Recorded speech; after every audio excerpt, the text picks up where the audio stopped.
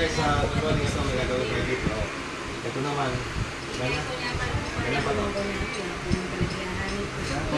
Pero gusto ko Kamatak niya kanya, no? pero yan, may konti pa din nakabalik kasi diyan mataas-taas mga saka. Yan.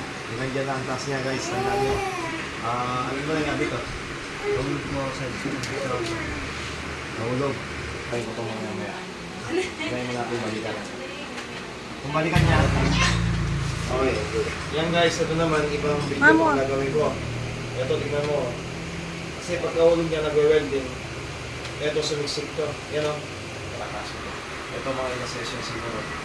Yan ang gagawin ng kasama.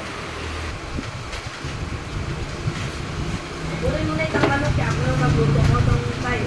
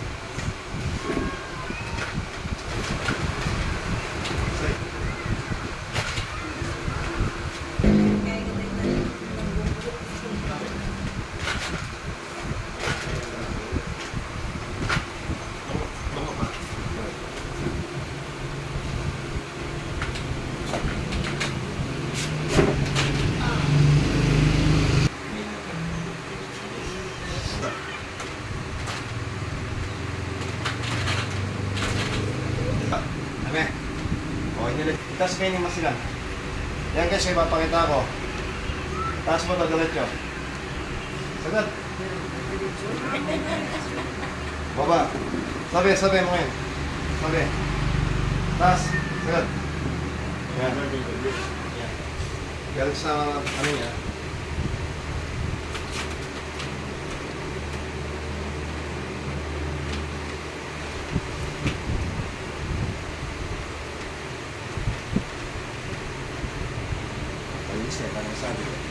Sige, tas na eh.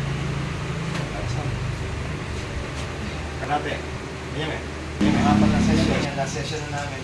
Ito yung matatanda niyo, yung tinatapuyok, hindi niya mataas ng balikat niya, itong left side. Tsaka itong ito magang-maga ito pa ngayon. Wala na yung magang-maga.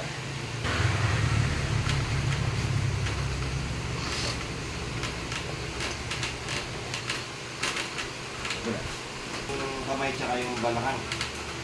Kaya naman natin.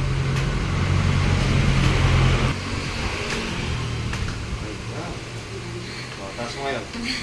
Parang nasasakit. Sabay mo taas. Ayan guys. Tama. Ayos na siya yun. Dati inatid lang yan. Yan ang guys mga pila natin, mga pasyente natin.